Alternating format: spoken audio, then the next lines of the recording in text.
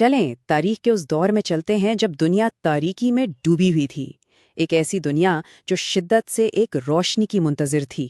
یہ کہانی اسی نور کی ہے جو ان اندھیروں کو ہمیشہ کے لیے مٹانے آیا تھا۔ تو بات ہے 7ویں صدی کی۔ اس وقت کا مکہ تجارت کا تو بہت بڑا مرکز تھا، لیکن ساتھ ہی ساتھ یہ بت پرستی اور سماجی بگاڑ کا گڑھ بھی بن چکا تھا۔ ایک طرف کعبے میں 360 بتوں کی پوجا ہو رہی تھی، تو دوسری طرف کچھ ایسے دل بھی تھے جن میں ایک سچے خدا کی تلاش اور ایک رہنما کی امید زندہ تھی۔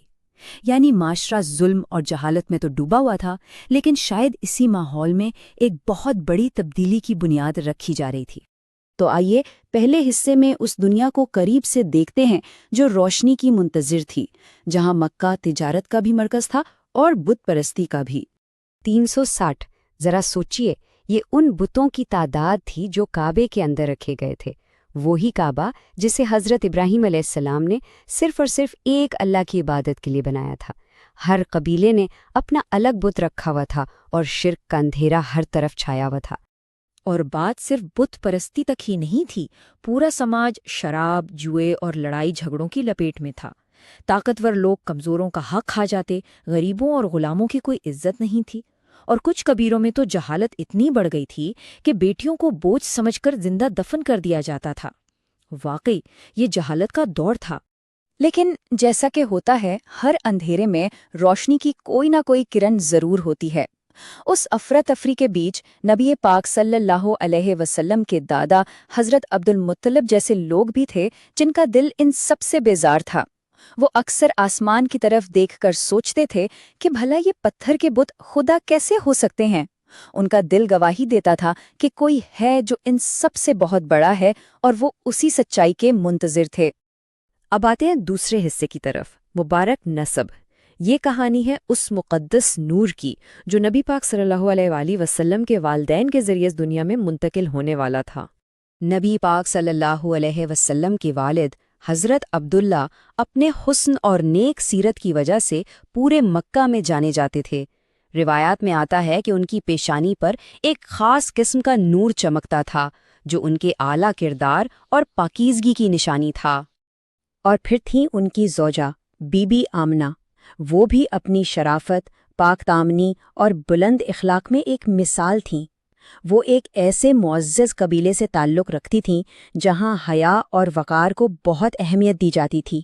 جب نبی پاک صلی اللہ علیہ وسلم اس دنیا میں آنے والے تھے تو یہ کوئی عام حمل نہیں تھا۔ بی بی آمنہ خود فرماتی ہیں کہ انہوں نے حمل کے دوران کوئی بوجھ محسوس نہیں کیا، بلکہ ایک ایسا نور دیکھا جس کی روشنی شام یعنی سیریا کے محلات تک پہنچ گئی۔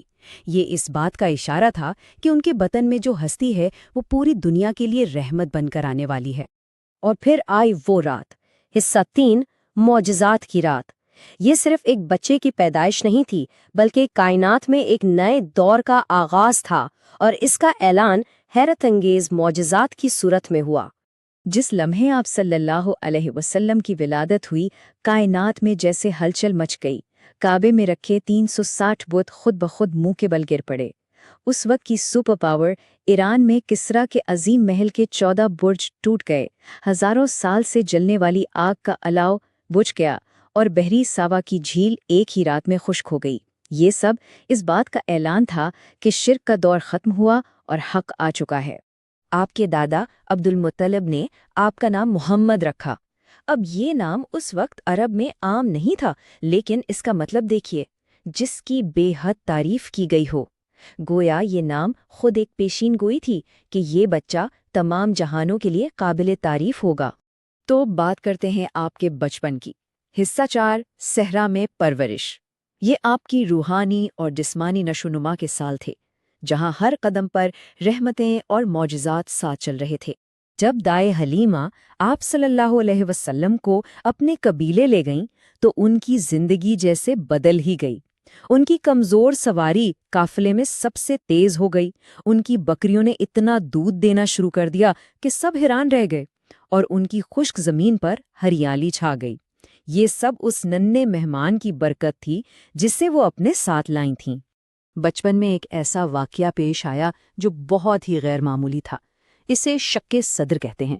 جب 2 فرشتے آئیں اور انہوں نے آپ کا سینہ مبارک چاک کیا، انہوں نے دل کو آب زمزم سے دھویا اور اس میں سے ایک سیاہ حصہ نکال کر فرمایا کہ یہ شیطان کا حصہ تھا۔ یہ واقعہ اس بات کی نشانی تھی کہ اللہ نے اپنے نبی کو ہر طرح کی برائی سے پاک صاف کر دیا تھا۔ اب آتے ہیں 5ویں حصے کی طرف، یتیم نوجوان کا راستہ۔ یہ دور آزمائشوں کا تھا، گہرے نقصانات کا تھا، لیکن ساتھ ہی خدائی حفاظت کا بھی۔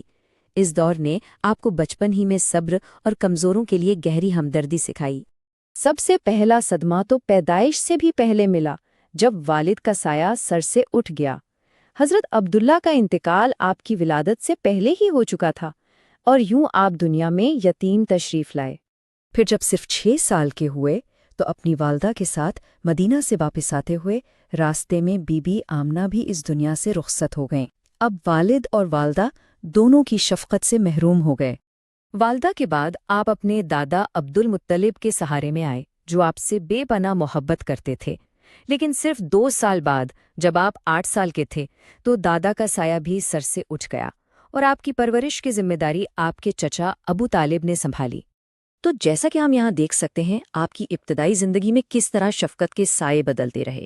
پہلے 6 سال والدہ، پھر 2 سال دادا، اور اس کے بعد آپ کے چچا ابو طالب نے آپ کی حفاظت اور پرورش کی اور ایسی محبت دی جو شاید اپنی اولاد کو بھی نہ دی ہو۔ 12 سال کی عمر میں آپ اپنے چچا کے ساتھ شام کے ایک تجارتی سفر پر گئے۔ وہاں بحیرہ نامی ایک عیسائی راہب نے آپ میں نبوت کی وہ نشانیاں پہچان لیں جو پرانی کتابوں میں لکھی تھیں۔ اس نے فوراً ابو طالب کو خبردار کیا، اسے واپس لے جاؤ، کیونکہ اگر تمہارے دشمنوں نے اسے دیکھ لیا تو وہ نقصان پہنچائیں گے۔ تمہارے اس بھتیجے کا مقدر بہت عظیم ہے۔ ان تمام تجربات سے گزر کر جب آپ جوان ہوئے تو آپ کی پہچان کیا تھی؟ نبوت کے اعلان سے بہت پہلے ہی مکہ کا ہر شخص، چاہے دوست ہو یا دشمن، آپ کی سچائی اور امانت داری کی گواہی دیتا تھا۔ آپ کو الصادق یعنی ہمیشہ سچ بولنے والا اور الامین یعنی سب سے بڑا امانت دار کہہ کر پکارا جاتا تھا۔ تو سوال یہ پیدا ہوتا ہے کہ یہ سچا اور امانت دار نوجوان، جس نے بچپن میں اتنے دکھ دیکھے اور جس کے ساتھ خدائی نشانیاں جڑی تھیں، وہ خود کو اس عظیم ذمہ داری کے لیے کیسے تیار کرے گا جس نے آگے چل کر پوری انسانیت کی تقدیر بدل دینی تھی؟